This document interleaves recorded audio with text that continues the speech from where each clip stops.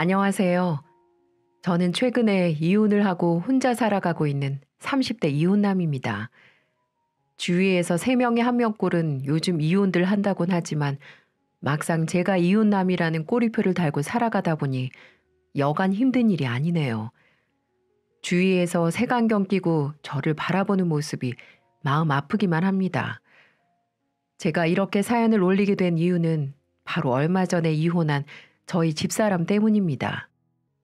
1년 정도의 짧은 결혼 생활을 하면서 얼마나 힘이 들었는지 모르겠네요. 아내도 모자라 기생충 같은 시댁 식구들 때문에 1년이란 시간이 정말 제게 지옥 같은 시간이었어요. 바로 그 이야기를 해보려 사연을 보내게 됐습니다. 제 직업은 법원 공무원이에요. 처음에는 저도 변호사의 꿈을 꾸고 준비를 하다가 마음처럼 잘 되지 않아 준비한 게 공무원이었어요. 그래도 나름 공무원 중에서는 알아주는 직업이기에 자부심을 느끼며 열심히 직장을 다니고 있었습니다. 그러던 어느 날 대학 친구와 술을 한잔 하다가 지금의 아내를 처음 만나게 됐어요. 오랜만에 친구랑 술을 한잔 하는데 아는 후배라면서 친구가 여자 1명을 부르더군요. 첫인상은 참으로 좋았습니다. 제가 단발머리에 순수하게 생긴 여성분들을 좋아하는데 딱 그런 스타일이었어요. 직업도 공무원이었고요. 직업도 안정적이고 성격도 워낙 좋아서 저는 그날 아내에게 빠져들고 말았죠. 상대방이 너무 성격이 좋은 겁니다. 분위기도 잘 띄우고 말도 잘 붙여주고 작은 이야기에도 깔깔거리며 잘 웃는 모습이 특별하게 느껴졌죠. 아내도 제가 싫진 않았는지 그날 연락처를 서로 교환하고 그 뒤 몇 번을 만남을 갖게 되었습니다. 주말에 데이트도 하고 맛집도 찾아다니고 하다 보니 어느새 서로에게 호감을 갖게 되었고 우리는 정식적으로 연애를 시작하게 되었죠. 아내는 만나면 만날수록 시원시원하고 호탕한 사람이었어요. 그리고 무엇보다 분위기를 잘 이끌어내는 사람이었습니다. 한 번은 저와 학창시절 때부터 같이 놀던 친구들을 소개해 준 적이 있었어요. 처음 친구들을 소개시켜주는 자리인데도 불구하고 워낙 분위기도 잘 맞추고 싹싹하게 행동을 하다 보니까 친구들도 엄지를 들고는 칭찬을 하더라고요. 안녕하세요. 민준 오빠한테 말씀 많이 들었어요. 친한 친구들이라고 하던데 앞으로 잘 부탁드립니다. 네, 맞아요. 저희도 재수 씨 이야기 많이 들었습니다. 자, 한 잔 받으세요. 이렇게 술이 조금 들어가자 분위기도 무르익어 갔고 여자친구는 그때 흐름을 읽은 것처럼 장단을 잘 맞추기 시작했어요. 오빠들, 이번에는 제가 한 잔 만들어 드릴게요. 폭탄주 드릴 테니까 원샷이에요. 원샷? 우와, 재수 씨 정말 최고, 최고. 화려한 기술을 선보이며 폭탄주까지 제조하는 당돌한 모습을 보며 제가 보면서도 참 신기하고 흐뭇했습니다. 친구들은 그래 민준아, 너처럼 조용한 애는 저렇게 활발한 사람을 만나야 행복하게 살 수 있는 거야. 그러니까 저런 여자 어디서 쉽게 구할 수 없으니까 꼭 결혼해라. 이렇게 말을 하며 버스 떠나기 전에 꼭 잡으라고 신신당부를 해줄 정도였어요. 저랑은 너무도 다른 사람이었기 때문에 괜찮을까라는 생각도 들었지만 전혀 반대가 되는 사람을 만나면 오히려 잘 맞을 수 있다는 이야기도 많이 들었었고 저도 생각이 바뀌게 되더군요. 이렇게 추억을 하나하나씩 쌓아가다 보니까 이 사람과의 정도 많이 깊어졌고 서로 결혼에 대한 이야기를 하게 되었습니다. 그렇게 1년가량 만난 뒤 제가 먼저 조용하게 프로포즈를 했고 아내도 기분 좋게 받아들여 주어서 하나씩 계획을 세우고 준비를 하게 되었죠. 처음 예비 장모님을 만나러 갔을 때가 아직도 기억에 남습니다.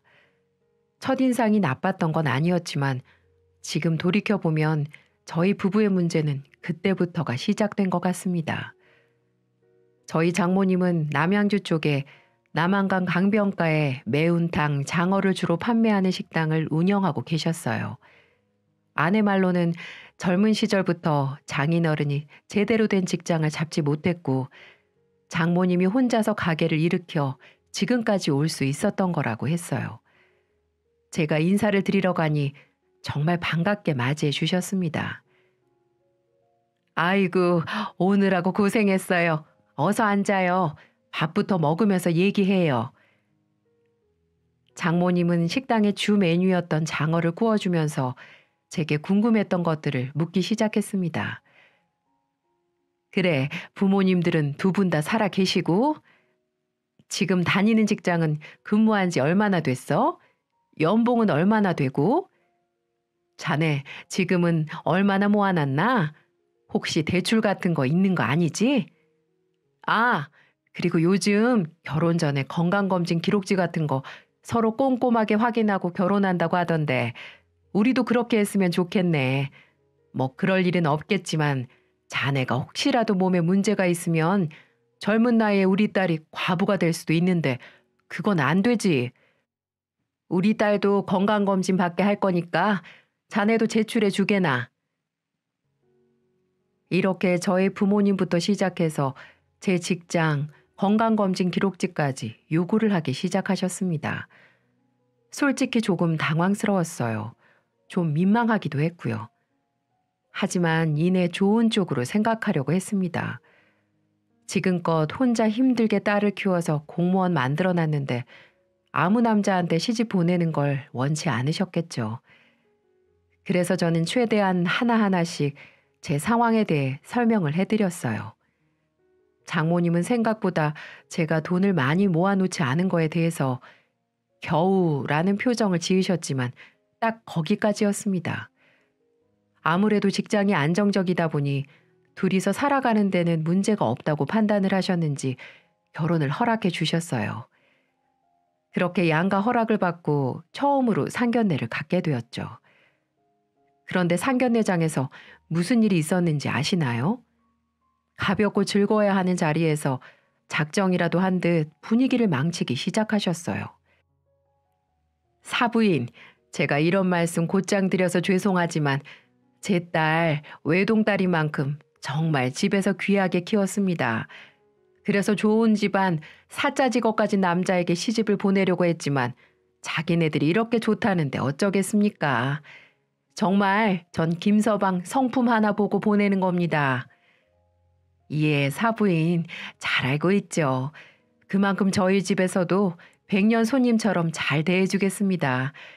우리 민준이도 여자 고생시키게 키우지 않았으니 걱정하지 않으셔도 됩니다.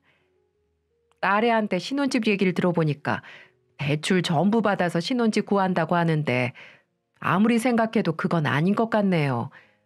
저희 귀한 딸 대출 빚에 시달리게 하고 싶지 않아요. 원래 남자 쪽에서 집을 해오는 게 전통이지 않습니까? 그래도 애들 직장 가까운 곳에 아파트는 한 채 해주셨으면 좋겠습니다. 그래만 주신다면 혼수는 저희가 알아서 채워드리겠습니다. 이렇게 말씀하시며 분위기를 냉랭하게 만드는데 정말 가시방석이더군요. 저희 엄마는 우선 잘 알겠다고 하고 아들하고 상의하고 말씀해 주신다고 하셨습니다. 솔직히 조금 당황스럽기도 했어요. 원래 아내와 제가 계획했던 건 지금껏 부모님들이 힘들게 키워주셨으니 결혼은 우리 힘으로 시작하자고 약속했었거든요. 그래서 집도 작은 집에서 시작을 하고 혼수도 적당한 선에서 골라 채우기로 했었는데 갑자기 상견례장에서 선전포고하듯이 말을 해버리니 당황할 수밖에요. 아내가 장모님에게 뭐라고 말을 해서 이런 사단이 벌어진지는 모르겠지만 그 순간만큼은 아내도 미워 보이더라고요. 아내가 말만 잘했다면 이런 일이 벌어지진 않았을 테니까 말이죠. 그렇게 당혹스러운 상견례가 마무리되었습니다. 그렇게 집에 돌아오고 나서 엄마와 대화를 했는데 저 때문에 이런 부담을 짊어지게 한 것이 너무나도 죄스러웠어요. 민준아, 너희 아버지 돌아가시고 난 다음 받은 보험금 이럴 때 쓰라고 주고 가셨나 보다. 엄마, 그게 무슨 말씀이세요? 그런 말씀 절대 하지 마세요. 제가 연민이랑 다시 한번 잘 얘기해 보면 돼요. 사실 저희 아버지는 불과 10년 전에 돌아가셨어요. 엄마는 그때 보험금을 받아두었지만 아빠의 목숨값이라고 생각하고 그걸 쓰지 않고 가지고 계셨던 거죠. 당장 사는 집을 더 키울 수도 있었고 여행을 다녀오셨을 수도 있었지만 그저 아버지가 안쓰러우셨는지 그 돈을 쓰지 않고 고스란히 가지고 계셨다고 했습니다. 저 역시 그 돈이 저와는 전혀 관계가 없는 돈이라고 생각했기 때문에 신경을 쓰지 않았습니다. 하지만 엄마는 그 돈을 제게 주셨어요. 아니다. 내가 가지고 있어봐야 뭐 하겠니? 너희 아버지도 네가 좋은 곳에서 안정적으로 시작하는 걸 원하실 거야. 대신 집 해가는 만큼 무시당하지 말고 살아라.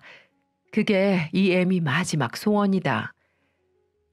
못난 아들 때문에 엄마가 이렇게 부담을 가지시는 것 같아 죄송하기도 했지만 잘 사는 모습을 보이면서 효도도 하다 보면 좋은 결과가 있을 거라고 생각했습니다.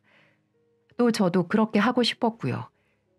무엇보다 그때까지는 엄마도 아내를 무척이나 좋아하셨어요. 항상 어머님, 어머님 하면서 결혼하기도 전에도 안부 전화를 드렸고 틈틈이 시간이 날 때마다 찾아가서 말동무도 해주고 살갑게 대하는데 어느 부모가 안 좋아하겠습니까? 그저 엄마는 내성적인 우리 아들 앞에 이런 며느리만 있다면 찰떡궁합이라고 생각했던 것 같아요. 그래서 적극적으로 우리의 결혼을 응원해 주셨던 거였어요. 그렇게 저희는 엄마의 든든한 후원 덕분에 결국 결혼식을 올리게 되었습니다. 엄마가 신신당부하신 것처럼 무시당하지 않기 위해 저의 권리를 가지고 있기 위해서 아파트는 제 이름으로 단독 명의를 해두었습니다. 아버지가 주신 돈이랑 제가 모아놓은 돈, 그리고 부족한 돈은 조금 대출을 받아 신혼집을 마련했죠. 그런데 결혼하고 3개월 무렵부터 아내가 점점 이상해지기 시작하는 겁니다. 어디서 뭘 들었는지 모르겠는데 갑자기 아파트 명의를 공동 명의로 해달라고 떼를 쓰기 시작하더군요. 이 문제로 얼마나 많이 다퉜는지 모르겠네요. 여보, 부부는 일심동체 아니야. 그런데 왜 아파트 명의가 당신 단독 명의인데? 아무리 생각해도 이건 아닌 것 같아. 당장 공동 명의로 바꿔줘. 원래 우리 처음에 이야기했던 거 기억 안 나? 우리 모아둔 돈 크지 않아도 우리끼리 알아서 집 구해서 살기로 했었잖아. 근데 그걸 갑자기 반대한 사람이 누군데? 나중에 아이들 낳고 그러면 모를까. 아직은 시기상조인 것 같아. 미안해. 난 공동 명의가 아니면 부부가 아니라고 생각해. 그냥 바로 해주라고. 당신 나 싫어지면 내치려고 그러는 거 아니야? 쫓아내려고 그런 거 아니냐고. 말 같지도 않은 소리 하지도 마. 여기가 명의만 내 이름이지 내 집인 것 같아? 여기 엄마 집이나 마찬가지야. 그러니 더 이상 그 얘기는 꺼내지 마. 이렇게 직장만 다녀오면 저녁 식사 자리에서 공동명의, 공동명의 입에 달고 사는데 미쳐버리는 줄 알았습니다. 하지만 저는 끝까지 아내의 말을 곧장 들어주지 않았어요. 아무리 부부라곤 하지만 이제 결혼한 지 3개월밖에 되지 않은 상태였고 천천히 해줘도 늦지 않다라는 판단을 했기 때문이었죠. 솔직히 요즘 세상이 워낙 팍팍한 세상이라 좀 더 지켜보자는 마음도 앞섰습니다. 이렇게 제가 못을 박아버리니 한동안은 조용하더군요. 그래도 친구들에게 단독 명의인 건 말하지 말라고 해서 그 부분은 입을 닫아주었습니다. 원래 허영심이 조금 있는 사람이라는 걸 알고 있었지만 여자들이 다 그런가 보다 하고 말았죠. 제가 연애 경험이 없던 게 이런 사소한 신호들을 놓치게 할 줄은 꿈에도 몰랐네요. 어느 날은 자녀 계획을 가지고 협박을 하기도 하더라고요. 저희 엄마가 항상 손주를 보고 싶다는 말을 달고 사셨거든요. 아무래도 연세가 있으시고 저도 나이가 있다 보니 빨리 장가를 들어서 아이를 낳아야지 손주를 조금이라도 더 오래 볼 거라고 생각하셨나 봅니다. 엄마가 직접적으로 이 사람에게 이야기한 적은 없었지만 제가 불현듯 몇 번 이야기를 꺼낸 적이 있었어요. 그런데 갑자기 아이를 낳을 수 없다는 겁니다. 갑자기 아이를 낳지 않겠다니 그게 무슨 뚱딴지 같은 소리야. 당신이 행동한 것처럼 우리는 집 한 채도 함께 가질 수 없는 사람이야.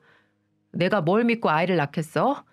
막말로 아이 낳고 당신이 바람나거나 버려지면 나는 집도 절도 없이 쫓겨나는 거잖아. 내가 뭐 바본 줄 알아? 당신 무슨 말을 그렇게 해? 나를 무슨 파렴치한으로 보는 거야? 내가 분명히 말했듯이 우리 아버지 목숨값으로 장만한 집이야. 그 부분에 대해서는 아무것도 이야기하지 마. 당신은 대체 결혼을 왜 한 거야? 내가 아이 낳고 몸매 망가지고 내 직장 잃고 하는 거에 대해서는 죄책감도 없어? 아이를 낳지도 않았고 결혼 이야기는 같이 꺼냈잖아. 아이를 낳았다고 세상 끝나는 게 아니야. 나도 출산휴가 내서 충분히 도와줄 거고 우리 둘이 벌면 도우미 이모님 쓰면서도 충분히 생활할 수 있어. 직장 그만두지 않아도 된다고. 당신은 안 키워보고 안 낳아도 되는 남자니까 잘 모르겠지. 당신 정말 이기적이야. 아이 이야기를 하면 저는 남자라는 이유만으로 이기적이고 못된 사람이 되어야 했습니다. 아내는 아직 아이를 낳지도 않았지만 헌신짝처럼 버려질 사람처럼 이야기를 하곤 했습니다. 불안하고 우울해서 그런가 싶어서 같이 여행도 다녀보고 분위기 좋은 레스토랑도 다녀보고 했습니다. 하지만 달라지는 건 없었죠. 어느 날은 제 생일이라고 엄마가 미역국에 반찬들을 바리바리 싸가지고 넘어오신 적이 있었습니다. 제가 직장이 늦게 끝나는 바람에 조금 늦게 도착했는데 집에 가니 와이프는 방에서 하하호호 통화를 하고 있었고 엄마는 거실에서 청소를 하고 계신 게 아니겠습니까? 아니 엄마, 왜 청소를 하고 계세요? 여기까지 오셔서 힘드실 텐데 좀 쉬고 계시죠. 민준아, 세아가 집에서 도대체 살림을 하기는 하는 거니? 집은 너무 더러운데 청소는 네가 담당이라며 저렇게 방에 들어가서는 코빼기도 보이지 않고 있다. 네, 그랬습니다. 명의를 공동으로 해주지 않으니 이 집에 내가 노력을 해야 할 이유를 모르겠다면서 집안일을 안 한 지 오래였는데요. 본인 것만 쏙 치우고 나가는 탓에 제가 주말 쉬는 날마다 열심히 청소를 해야 했죠. 하필 제가 출근을 하는 평일에 엄마가 내려오신 거였고 집이 너무 지저분해서 간단히 도와주려고 하셨던 건데 저런 이야기를 들으셨던 겁니다. 밥을 다 차리고 나니 슬그머니 나와서 그래도 제 생일이라고 같이 앉아 있는데 엄마가 보다 못해 한 말씀을 하셨습니다. 예, 아무리 그래도 같이 일을 하고 같이 사는 건데 어느 정도 집에 신경을 써야 하지 않겠니? 니네가 일하느라 너무 힘들면 내가 평일에 와서 치워줘도 되고. 아니요, 어머니. 안 그래도 집도 어머님이랑 이 사람 건데 매일 오시기까지 하면 제가 어떻게 살아요? 당신, 그게 무슨 소리야? 무슨 말을 그렇게 해? 엄마가 우리 힘들까봐 도와주시려고 이야기하는 거 모르겠어? 내 생일로 오신 것도 아니고 내 말이 틀려? 내 입장에서도 생각을 해봐. 안 그래요, 어머님? 이렇게 결국 엄마는 눈치를 보면서 집으로 돌아가셨고 그날 아내와 저는 집이 떠나가라 싸웠습니다. 그게 제 생일이었네요. 당신 정말 제정신이야? 왜 이래? 멀리서 아들 챙겨주겠다고 온 엄마를 저렇게 보내니까 마음이 이제 시원해? 내가 보냈어. 어머님이 혼자 가신 거잖아. 어머님도 속으로는 아들만 챙기려고 단독 명의로 집 주신 거 나한테 미안하고 눈치 보여서 가신 거 아니야? 이 여자가 진짜 그렇게 네 거 내 거 따질 거면 나가지 그래? 냉장고고 TV고 다 싸질머지고 나가라고. 당신 같은 여자 정말 지긋지긋하다. 당장 짐 싸서 나가던지 다시는 명의에 대해서 이야기하지 말던지 당신이 선택해서 말해. 나는 더 이상 당신 이런 히스테리 받아줄 생각 추호도 없으니까. 저 역시 그동안 너무 힘들었고 쌓인 게 많았기 때문에 이대로 또 넘어가게 되면 피가 마르겠구나 라는 생각이 들었습니다. 그래서 미련 없이 그렇게 말해버렸습니다. 그로부터 며칠 후 저에게서 아무런 말이 없었다 보니까 아내도 속으로 답답하고 불안했는지 먼저 이야기를 꺼냈어요. 당신이 말한 대로 생각해봤어. 좋아. 더 이상 공동명의로 바꿔달라고 이야기하지 않을게. 대신 난 딱 받은 만큼만 할 거야. 그것만 알아줘. 정말이야? 난 당신한테 애 낳아달라 뭐 해달라 따지고 들 생각 없어. 우리 각자의 직장에 충실해야 할 때고 돈 열심히 모아서 더 좋은 집도 갈 수 있고 나도 큰 거 바라는 거 아니야. 그때 당시 이 말이 뭔가 찜찜했지만 그래도 명의 얘기를 하지 않는다고 하니까 더 이상 속 터질 일은 없겠구나 싶어서 그렇게 다시 결혼 생활을 이어나가게 되었습니다. 그 일이 있기 전까지는 평온한 생활을 이어나갈 수 있었죠. 그러던 어느 날이었습니다. 엄마한테 전화가 와서 내일 김장을 해야 하는데 도와줄 수 없겠냐고 물어보시더라고요. 마침 제가 쉬는 날이어서 갈 수는 있었는데 점심때 친한 친구의 결혼식이 있어서 그것만 끝나고 가겠다고 말씀드렸죠. 간만에 만난 친구들은 결혼하고 몇 개월 만에 살이 5kg 이상 빠진 저를 보고 무슨 일이 있는지 다들 물어보기 시작했습니다. 이야, 민준이 신혼이라고 재수 씨가 밤마다 가만히 두지 않나 봐. 도대체 얼마나 살이 빠진 거야? 그런 거 아니야. 에이, 아니긴. 신혼 때가 좋은 거야. 애 낳는 순간부터 그때는 전쟁이다, 전쟁. 지금 신혼을 즐길 수 있을 때 즐기라고. 아니라니까. 요즘 와이프 때문에 스트레스가 장난 아니다. 아파트 명의를 공동 명의로 안 해줬다고 얼마나 사람을 피를 말리는지 알아? 자기 집 아니니까 청소 안 한다고 하고 애기도 낳지 않는다고 하고 빨래도 지 것만 돌려서 하고 밥도 지 것만 차려서 먹고 요즘 사는 게 정말 지옥 같다. 뭐 그런 일이 있었어? 아무리 그래도 재수 씨 좀 심한 것 같은데. 민준아, 절대 안 돼. 공동명의 하는 순간 나중에 복잡해진다. 막말로 지금 사이 안 좋은데 언제 어떻게 될 줄 알고 그걸 공동명의로 해줘. 자꾸 해달라고 집착하는데도 다 이유가 있는 거야.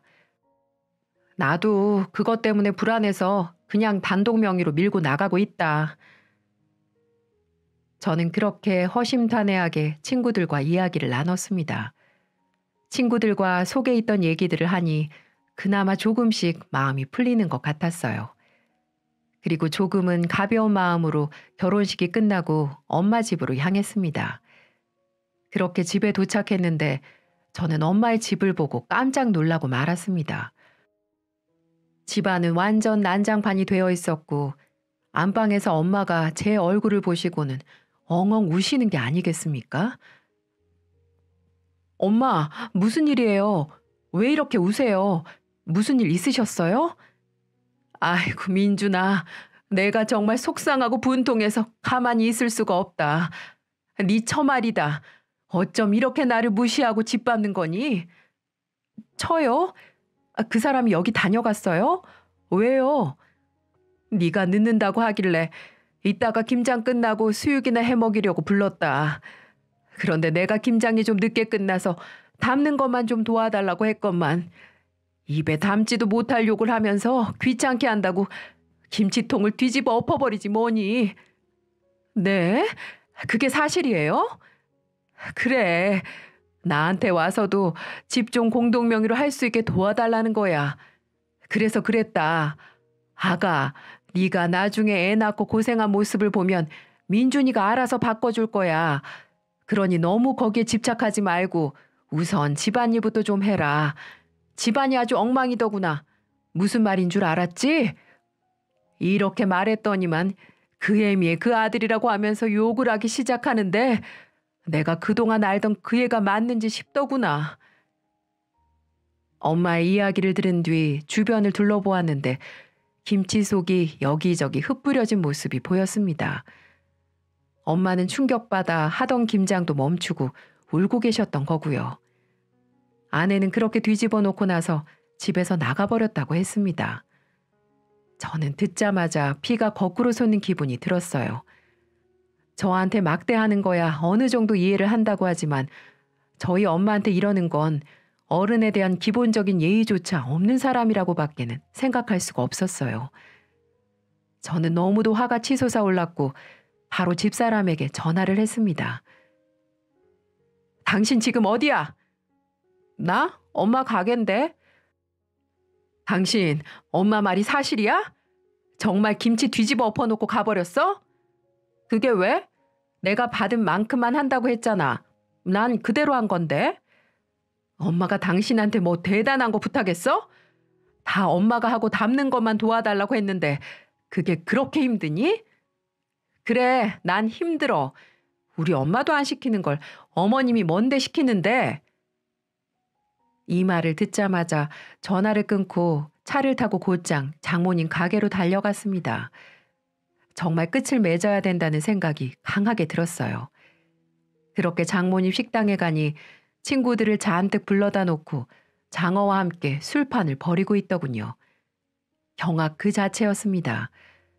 저희 집은 그렇게 쑥대밭처럼 뒤집어 두고 가서 하하호호 웃으며 술판을 벌이고 있는 그 모습에 이 사람에게 없던 정도 뚝 떨어지는 느낌을 받았습니다. 저는 그 광경을 보니 피가 거꾸로 솟는 느낌이 들었고 결국 이성을 잃고야 말았습니다. 국물이 쫙 빨린 매운탕 그릇을 아내 얼굴에다가 던져버렸어요. 야, 이런 개념도 없는 년아. 네가 오늘 어떤 짓을 저질렀는데 친구들하고 이렇게 웃으면서 술판을 벌이고 있어? 라고 말하며 상까지 뒤엎어 버렸습니다. 손님들은 저를 전부 쳐다보기 시작했고 장모님도 그 소리에 놀라 달려나왔어요. 그리고 같이 있던 집사람의 친구들은 영문도 모른 채 저를 말리기 시작했죠. 말리지 마세요. 이 사람 아주 끔찍한 사람입니다. 친구분들한테 이런 모습 보여서 죄송하지만 저는 더 이상 참을 수가 없네요. 이 사람요, 친구분들이 아는 그런 좋은 여자 아닙니다. 아주 싹수가 없는 여자라고요. 아내로서 본인의 역할은 하지도 않으면서 아파트 공동명의 안 해줬다는 이유로 가정을 망가뜨리려고 하는 무서운 여자라고요. 네? 연민아, 공동명의라고 하지 않았어? 서로 돈 모은 걸로 아파트 샀다고 했잖아. 아니, 그게 아니라 나가서 이야기해. 아니요? 공동으로 돌려주지 않았다고 아무것도 안 하겠다고 선전포고하더니 지금 저희 엄마가 김치통에 김치 담는 것 좀 도와달라고 했다고 쌍욕을 하고 소리를 버럭버럭 지르고 김치 뒤집어 엎어놓고는 여기 와서 이러고 있는 겁니다. 제가 이래도 참아야겠습니까? 그 말을 하는 순간 웅성웅성하는 소리가 들렸고 그 이후에는 제 귀가 멍멍해졌습니다. 장모님이 그 이야기를 하자마자 바로 저에게 뺨을 올려친 거죠. 정말 어처구니가 없었습니다. 저희 엄마는 집사람에게 그런 취급을 당하고도 참으셨는데 저는 장모님에게 뺨을 맞는 신세라뇨. 저희 모자가 뭘 그렇게 잘못했다고 이 집 사람들에게 이런 취급을 당해야 하나요? 장모님도 자식 교육 그렇게 하시는 거 아닙니다. 지금 저희 엄마가 얼마나 울고 계신지 아세요? 장모님이 그딴 식으로 인연을 교육시켰으니까 애가 이렇게 세상 물정 모르고 망가진 거 아니겠습니까? 공무원이면 뭐해요? 인성이 덜 됐는데요. 그리고 어디서 함부로 남의 얼굴에 뺨을 때리세요? 누구는 뭐 손이 없어서 참는 줄 아십니까? 뭐야? 이 사람이? 장모라는 사람은 한 대를 더 때리려고 손을 올리려고 했지만 집사람의 친구들이 장모님을 잡고 말렸고 주변 손님들의 웅성거림을 인지했는지 한 발짝 뒤로 물러나는 모습을 보이더군요. 그런데 옆에 있던 아내년이 갑자기 술에 취해서는 제 뺨을 때리는 겁니다. 와, 모녀가 쌍으로 뺨을 때리는데 진짜 사람 돌겠더군요. 야, 김민준, 엄마한테 말을 그딴 식으로 해? 우리 엄마가 만만하게 보여?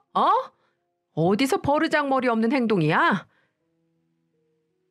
본인이 저희 엄마한테 한 행동은 생각도 안 하고 앞뒤 다 자르고 본인 엄마한테 소리를 질렀다는 이유로 뺨을 때리면서 말을 하는데 저도 그 순간만큼은 참지 못하고 아내의 뺨을 세차게 날려버렸습니다. 상황은 순간적으로 아수라장이 되어갔습니다.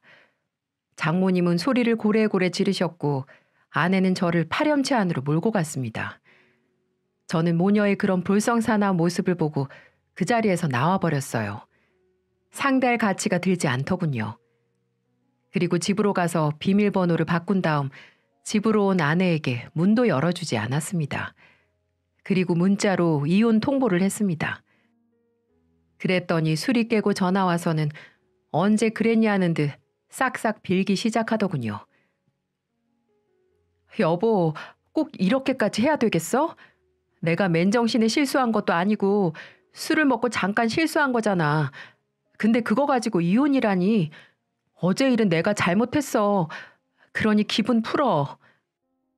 뭐? 이게 아직도 정신을 못 차렸네. 너는 어제 맨정신에서도 우리 엄마한테 가서 실수를 한 사람이야. 도저히 너 같은 여자랑은 못 살겠다. 정말 1년 동안 그렇게 네가 난리를 쳐도 공동명의 안 해준 거 정말 신의 한 수다. 너네 집으로 네가 사온 가전제품 트럭으로 보낼라니까 그냥 내 앞에 다시는 나타날 생각하지 마. 네 얼굴만 봐도 끔찍하니까. 그러자 옆에 있던 장모가 전화를 낚아채서 말을 하더군요. 자네 정말 이렇게까지 해야 하나? 이렇게라뇨. 장모님도 자기 자식 소중한 거 아시면 남의 집 자식도 소중한 거 아셔야죠. 그런데 아무리 품 안의 자식이라고 하지만 아내 편을 들어주면서 감히 사위 뺨을 때려요? 콩밥 한번 먹고 싶으세요? 지금이라도 제가 경찰서에 신고해드릴까요? 정말 두 사람 보고 질려버렸네요. 됐고 당장 이 사람 집 물건들 그쪽으로 보낼 거니까 이 시간 이후부터 찾아오지도 전화하지도 마세요. 분명 저는 말씀드렸습니다. 라고 하고 일방적으로 전화를 끊어버렸습니다. 그렇게 나서기 좋아하고 자기 말을 잘하는 장모도 제가 콕콕 집어서 맞는 말만 하니 아무 말도 못하더군요. 그리고 다음 날 바로 이혼 서류를 그쪽으로 보내버렸습니다. 마주치기도 싫었거든요. 그런데 일주일 뒤 장모님과 집사람이 직장으로 찾아온 겁니다. 나가지 않으면 직장으로 찾아와 해코지라도 할까 봐서 어쩔 수 없이 나갔습니다. 정말 끝까지 두 모녀가 쌍으로 거머리처럼 딱 붙으려고 하는데 정말 짜증이 나더군요. 여보, 정말 미안해. 내가 뭘 몰랐나 봐. 이렇게 일주일간 떨어져 있으면서 생각 많이 했어. 나 더 이상 당신한테 공동명의 이런 말 안 할게. 그리고 지금까지 하지 않았던 집안 청소, 음식, 빨래 이런 기본적인 것들도 다 하면서 살아갈게. 그러니 한 번만 용서해주면 안 될까? 자네도 내 입장 되어본다면 이해할 걸세. 딸이 이혼료 꼬리표 달고 앞으로 살아가야 하는데 어떤 어미가 기분이 좋겠나. 먼저 내가 자네한테 손찌검했던 거는 나도 이렇게 사과할세. 내가 잘못했어. 정말 미안하네. 그리고 우리 딸도 반성 많이 하고 있는 것 같으니까 이번 한 번만 더 참아주면 안 되겠나? 애 아빠 일찍 죽어서 기죽지 말라고 오냐오냐 키웠던 게 여기까지 오고 말았네. 내가 자네 말대로 딸 교육을 잘못 시켰어. 내가 사부인한테도 정식으로 가서 사과를 하겠네. 오면서 전화드렸는데 내 전화를 받지 않으셔. 자네가 무릎이라도 꿇으라고 하면 당장 데리고 가서 무릎이라도 꿇게 만들겠네. 그러니 이혼만은 제발 참아주게나. 이렇게 내 부탁하겠네. 아니요. 이미 기차 떠났습니다. 저는 몇 번이고 저 사람한테 기회를 줬고 참아왔어요. 더 이상은 바보같이 살고 싶지 않네요. 그러니 구차하게 제 직장 앞에서 이러지 마시고 돌아가세요.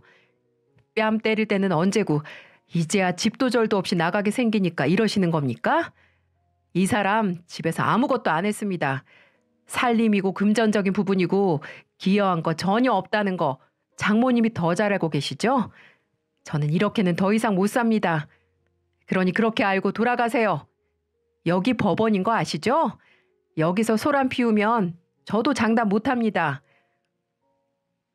저는 이렇게 단호하게 말하고 뒤도 돌아보지 않고 그 자리를 벗어나 버렸습니다. 제가 이렇게 단호하게 나가니까 이 두 모녀 어찌나 불안해하던지요. 오죽했으면 저희 엄마한테도 찾아갔다고 하더군요. 엄마가 전화가 와서는 이 두 모녀가 와서 무릎 꿇고 싹싹 빌겠다고 배를 누르고 있다면서 어떻게 해야 하냐고 물어보시더라고요. 저희 엄마한테 또 두 모녀가 무슨 짓을 할지 모르니 우선 엄마에게 그들이 하는 말을 녹음하라고 했습니다. 그리고 나중에 들어보니 아주 대문 앞에서 생쇼를 다 했더군요. 사돈, 저희 딸 좀 한번 받아주세요. 얘가 사랑만 받고 자라서 철이 없어 그럽니다. 자식 키워본 입장으로 이해하실 거라고 생각합니다. 저 혼자 독하게 아이를 키우다 보니 저도 모르게 이런 부분에서 이기적으로 생각했던 것 같습니다. 어머님 죄송해요. 그때는 이 사람한테 너무 화가 나서 그만. 이제 와서 이러지 말아라. 내가 너한테 김치 담그라고 하길 했니? 아니면 배추 절이는 걸 시켰니? 혼자 다 할 동안 가만히 기다리다가 담는 것 좀 잠시 도와달라고 하니 그걸 뒤집어 엎어? 우리 민준이가 다시 받아준대도 널 볼까 말까 하는데 내가 민준이한테 너 같은 여자 만나라고 말할 수는 없다. 다시는 찾아오지 말거라. 이렇게 말을 하며 대문은 열어주지 않고 밖으로 소금을 뿌려버렸다고 했습니다.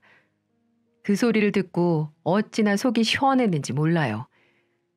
그 이후에도 시도 때도 없이 연락 와서 사람을 귀찮게 하는데 정말 거머리도 이런 거머리가 없는 겁니다. 이제는 해도 해도 안 되니 아이 핑계를 대기 시작하더군요. 여보, 나 아이 가지고 싶어. 우리 사이에 아이도 생기고 하면 믿음이 생길 거야. 나 당신 닮은 아이 꼭 갖고 싶어. 이렇게 말을 하면서 제 마음을 돌리려고 어찌나 애를 쓰는지 참 애처롭기까지 하더군요. 그러게 처음부터 그랬다면 얼마나 좋았을까요? 아내가 이러는 이유는 딱 두 가지였어요. 자기 직장과 친구들에게 이혼녀라는 소리를 듣고 싶지 않은 게 첫 번째 이유였고 막상 이혼하려고 하니 본인 말로는 있을 때는 몰랐는데 옆에 없다 보니 저의 소중함을 알게 됐다고 하더군요. 정말 아직도 사랑하고 있다는 것도 알게 됐다고 했고요. 하지만 혼자 사랑할 수 있나요?